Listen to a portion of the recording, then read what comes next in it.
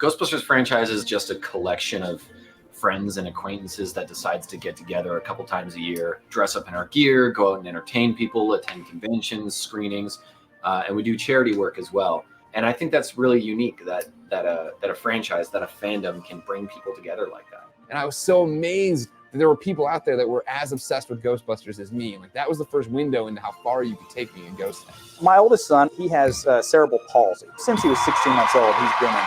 All right. Hold on. Ghostheads, our throwback documentary of the week. Nobody wanted to do this documentary. Nobody knew that this documentary existed, and we all wondered, how the hell did we get yoked into doing this? And I be thinking myself, why do I open up my big mouth? But you know what I'm saying? We stuck true to our word. Well, I don't know. We'll see if we stuck true to our word to see whether or not we actually watched it so that we could review it. So, Eddie, let's start with you. If you need to mime it, that's okay. Or if you want to keep it to a one sentence, what was your initial impressions? Well, for those who don't know, I'm not feeling well, so I am going to keep it short tonight. But the initial impression for this, when Jay recommended it, I really thought we could have done better. I was not looking forward to watching this. But being the nice person that and a good friend, he said, Jay, since you're retarded, we got to let the retarded niggas get one every now and then. So then Dad Panther probably texted him personally and said, how did you feel about this? I didn't know this existed. It looked really bad. I was like, this is punishment. I don't know what for, but no part of me wanted to watch it. There was no diversity in whatever they were showing, and they were showing a bunch of people in the background, just real people. And I'm like, I don't know. Yeah, I don't want to watch stuff with real people in it either. So Iris, go ahead and give us your initial impressions. You know what I mean? Did you text Eddie and tell him your dismay for this whole thing? No, I didn't. My initial impression is that this shit was gonna be boring as fuck. Mm-hmm. It was. So well, we know what her review is. It's funny how every week Iris goes from initial impression to giving you a part of her review. Just lost something. Yeah, right. Iris, you might as well just go ahead and finish it out. Go ahead, give us your highs, lows, and tell us why you hate it. I didn't say I had it. I didn't say I hate it. I just said it was boring as fuck. It was boring. It looked like it was gonna be boring. Not that it didn't have information that I didn't even know existed, because I didn't know there was such thing as a ghost head. Now, don't get me wrong. There are plenty of fans that like to collect memorabilia. I like Ghostbusters. I do. But I wouldn't say it has a massive influence in my life. I was very surprised to know that Ghostbusters helped so many people, like with addiction problems and depression, and they were able to build themselves out of this hole just by basically getting addicted to something else to keep them occupied. Because that's basically what it was, transference. So okay, I'm not addicted to the drink no more, but now I'm addicted to Ghostbusters because that's a healthier addiction. I mean, it is, and it won't hurt my body. No, and I it's true. It is a healthier addiction, but it's still an addiction. You just transferred it to something else. And I didn't know that there were so many groups, not even just nation, globally, that have like these big groups of ghost heads. I didn't know that. And don't get me wrong, like that's cool. I would never knock someone for loving something or being a part of something. I just felt like there was no need for a documentary about it. It's like, woohoo, that's great. Ghostbusters help you find yourself. Okay.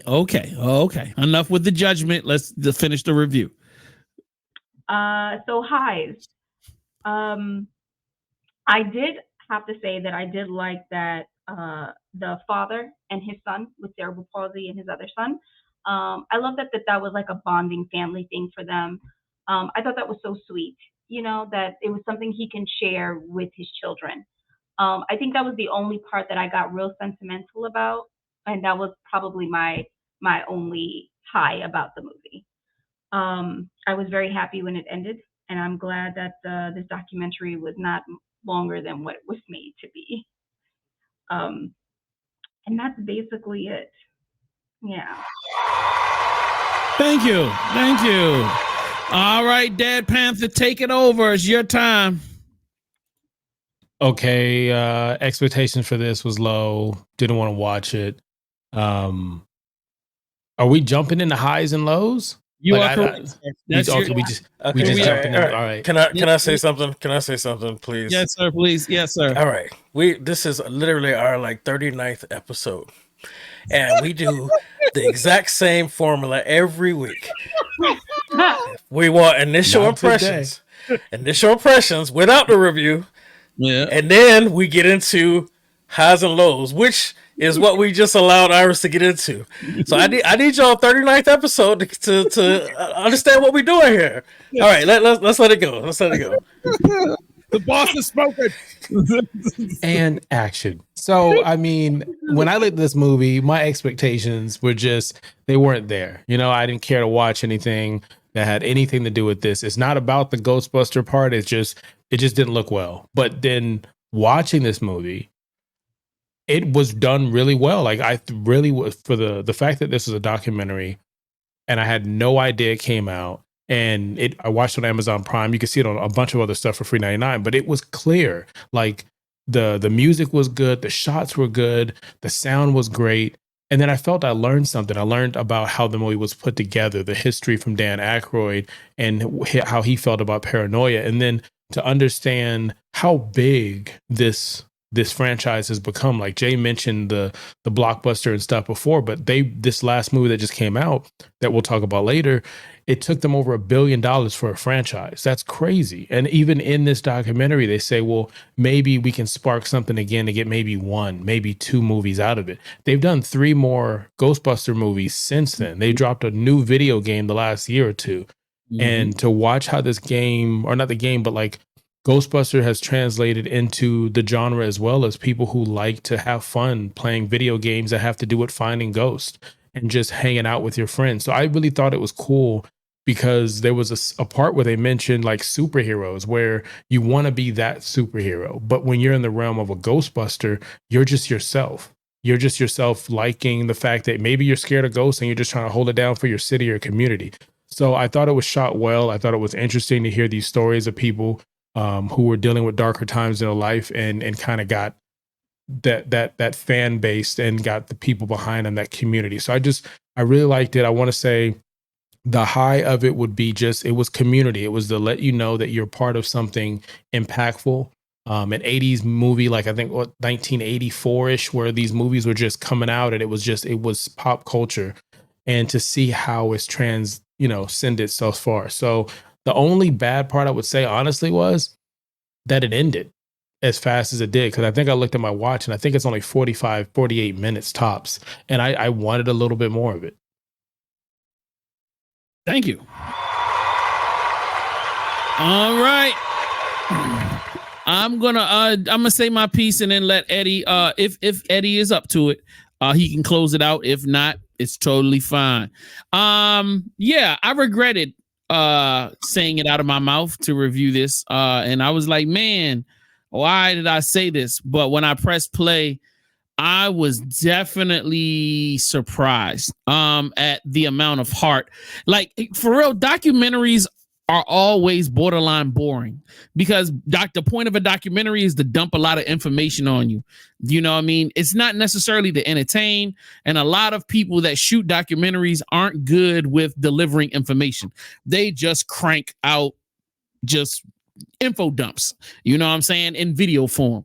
So it was very beautiful that the indie director and writer found a through line to connect you emotionally to what you were about to see, number one, and I love that. Number two, to find a cool way to disseminate information and history about a beloved franchise. Number two, I thought that was a great job. The number three, even just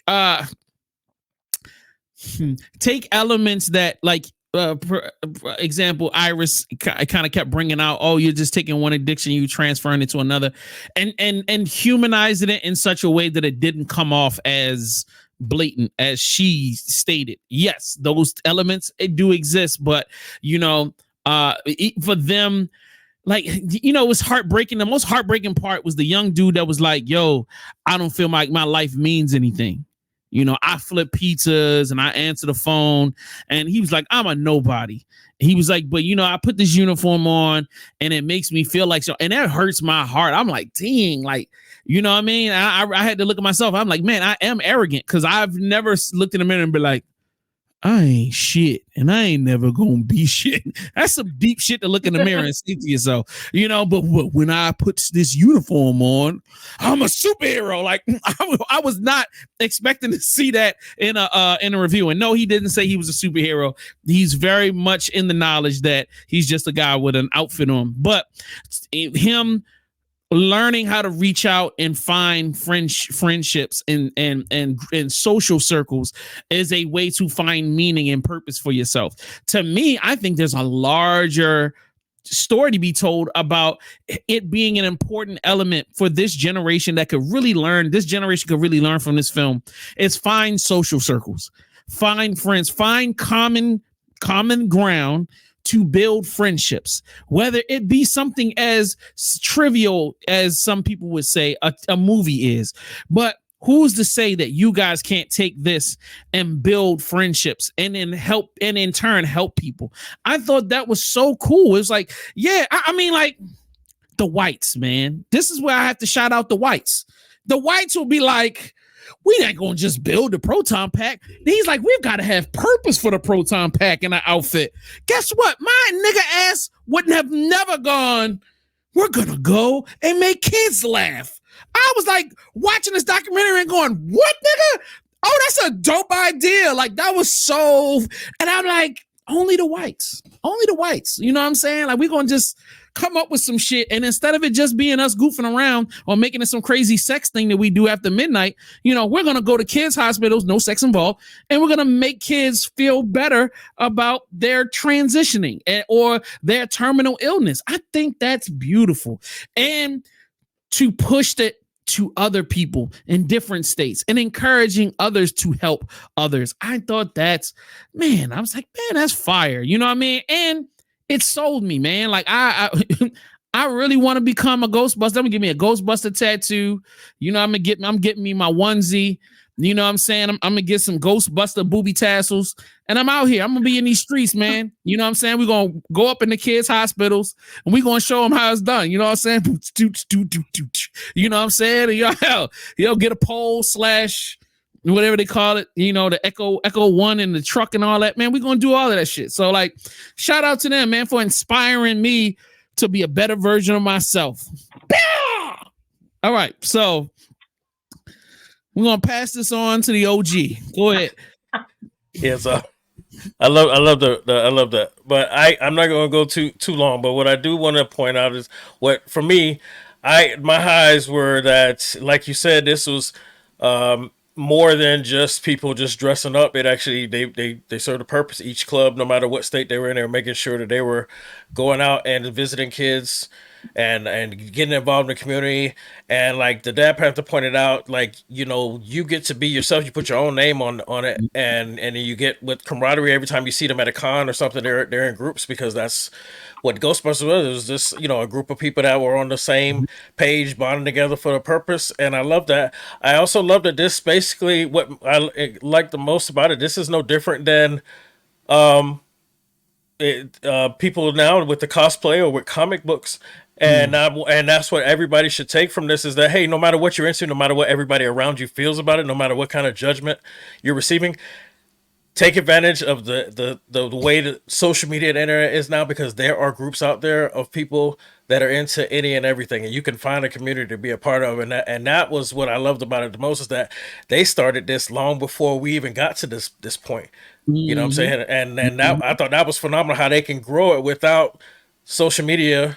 The way it is now, it's a lot easier, but it wasn't a case back then. And I thought it was phenomenal how they grew it. And the fact that Ghostbusters is not specific to a age bracket. So generations can keep enjoying the movie together, and you can and that's what they've been doing, and I love that because I know there's some movies that I would love to sit with my daughter and watch black and tell you why it's great, but not every movie is age appropriate. You know what I'm saying? But this Ghostbusters, no matter which version we get, every time it's released, it's something that any age can watch, any age can bond together, any age person can get in attached and grow it or dress up, whether it's just Halloween or whether you do it all the time for cons and things of that nature. So my only low, the only low that I had was that I didn't know about it sooner, because this is something that I would have definitely taken advantage of to try and get people to understand. Hey, it doesn't matter what you're into. There's something out there for you. Mm-hmm. That's a fact. Thank you, sir. Why y'all made me be a monster? Don't make me out to be a monster this episode. It's okay though. No. We knew you were a monster way mad episodes before this. What are you talking about? What you trying to clean up your image for this episode? Nigga, get you out of here. Yeah. We gotta switch Mr. Lingo. I need to be Miss Popular, unpopular opinion. There you go. We can put you up top. You can be right next to me. You know what I'm saying? Yeah, this is the asshole role. You know what I'm saying? This is where all the assholes hang out. You know what I mean?